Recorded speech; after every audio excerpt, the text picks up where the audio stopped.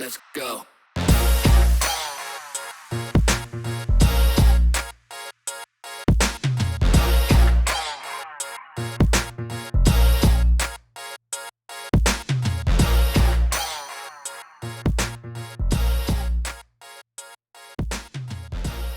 Hey, what's going on guys? It's Matt back with another video. Today I'm reviewing the Brightin 35mm f/0.95, which I'm using to film this intro part of the video right now. And I'm being very careful not to move forward or backward because the depth of field is so shallow that if my eyes are in focus, my ears are out of focus, and maybe I'll punch in and you can just see like how quickly I leave the plane of focus. But anyway, this lens has well exceeded my expectations. It's by far the best f/0.95 lens that I have tried to this date to review on this channel or otherwise.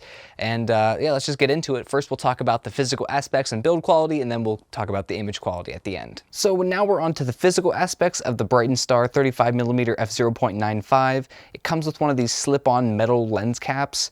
I think they anticipated that people were going to complain about that though, so they included one of these plastic pinch-on lens caps, but it's honestly like one of the cheapest lens caps I ever felt, but I appreciate the effort at least.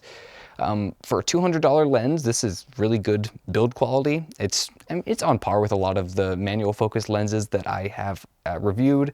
It comes with a nice clicked aperture ring, which is always welcome. I love a clicked aperture ring on a photography-centric lens. It has, of course, focus distance scale, which I don't really use. I use focus peaking, and this is just a Fujifilm back lens cap. That's not the one that came with it, but I've just had this in my bag, and somehow that got on there. It has this nice gunmetal rear lens mount, so I really love the look of that, and it feels very premium and nice on an f/0.95 lens, or just any manual focus lens in general. I really enjoy that.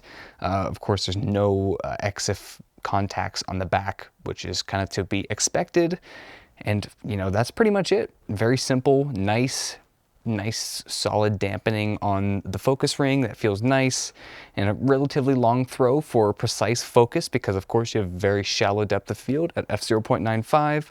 There is clicks every half stop up until f2.8, and it looks like actually up to 4, and then it goes right to 8 and then 16, so there's no f5.6 or f11, which is an interesting note. 52mm filter thread size and no lens hood, but the flaring is actually very pleasing on this, so that's fine. But that's pretty much it, so let's get on to the image quality, which you probably care a little bit more about than just the build quality. In terms of image quality for this lens, it well exceeded my expectation. Not only is it pretty much this, I think the smallest f/0.95 lens that I've tried. It could easily just be an f1.4 lens. It's not way too big and heavy. There is heft to it, but it's not too heavy. It doesn't feel unbalanced on the front of my camera like the 7 Artisans 50mm f/0.95 or the 25mm f/0.95 from 7 Artisans was absolutely humongous. And even the TT Artisan 50mm f/0.95, that was a little bit more manageable and had really nice styling, but this is a better sweet spot. I found both the 50mm f/0.95 and 25mm f/0.95, both of those focal lengths, 50 and 25mm. With that f/0.95 aperture, I just found them to be like, it wasn't the focal length for that. I felt 50mm was too long and too shallow depth of field because of the focal length mixed with the aperture. And I found that the 25, really that's a focal length to me, which is more of like a walk around everyday focal length. So it didn't make sense to have a huge heavy lens just for it to be f/0.95 in that focal length. I think 35mm is the sweet spot between that 25 and 50.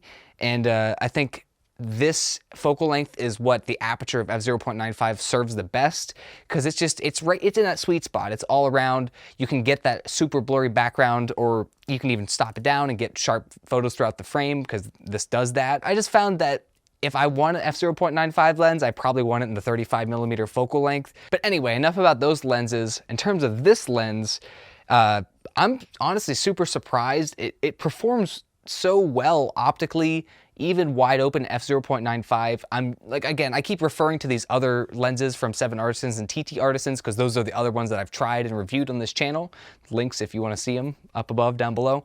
But anyway, this doesn't have that dreamy look. Like With those other lenses, I just knew if I was shooting at f/0.95, there's going to be a lot of chromatic aberration. And even if I had something in perfect focus, if it was, say, text on a box or whatever, I knew that there was going to be like ghosting around hard edges of focus. So that's something I just thought was to be expected with f/0.95. I thought that was just, if you're shooting at an aperture wider than f1.4, you're just going to have optical imperfections. But this is the first lens that kind of proved me wrong. It does have slightly lower contrast and slightly softer, and there's a little bit of chromatic aberration, but nowhere near to the extent of those other super fast lenses that I've tried. The images from this lens really do have a 3D pop, and of course it's to do with the blurry background and the subject being super isolated because of depth of field, but I think it's also something to do with just the optics. I think it's a relatively simple optical design. I'll cut this part out if I'm wrong, but it has this many elements and this many groups. I never remember this kind of thing, but it's surprisingly good. It's the best 0.95 lens I've tried, and it's also the smallest one I've tried. The best wide open, the best behaving optically, all those different things. It's not necessarily a great video lens because there is some noticeable focus breathing, so if I had to fault it with one thing, I guess it would be focus breathing, but I mean, I'll take that over any of the other optical imperfections it could have at this aperture. And of course, the thing that you're probably wondering the most is the bokeh good? Of course it's good. It's super nice and smooth and non-distracting. It's almost a little bit boring, which it's kind of a weird thing to fault a lens about whenever it's just so good all around and exceeds your expectations to the point where it's just like, it becomes a new normal. It's starting to get that way with a lot of lenses, especially Fujifilm lenses, and just Viltrox lenses. All these modern lenses are so perfect optically that it's almost more interesting to shoot something with flaws. And there's almost nothing to talk about with these new lenses. Like, this just doesn't have the problems that you would expect with a lens like this. And it's at a $200 price point, so it's really affordable, honestly. I guess the other big drawback would be that it's manual focus, but I don't think there's an affordable way to focus a lens with such a shallow depth of field without making it huge and expensive. So it is what it is. And I think for an f/0.95 lens, this is the first one that I've been sent to review and I'm actually going to keep. So if that means anything, if you value what I have to say, I mean, that's what it is. That's as much as I can say. That says more than anything I can tell you on this review, the fact that it's actually going to stay in my gear bag. But if you enjoyed this review and you want to check out this lens for yourself, I do have an affiliate link down below. I did give you my honest opinion.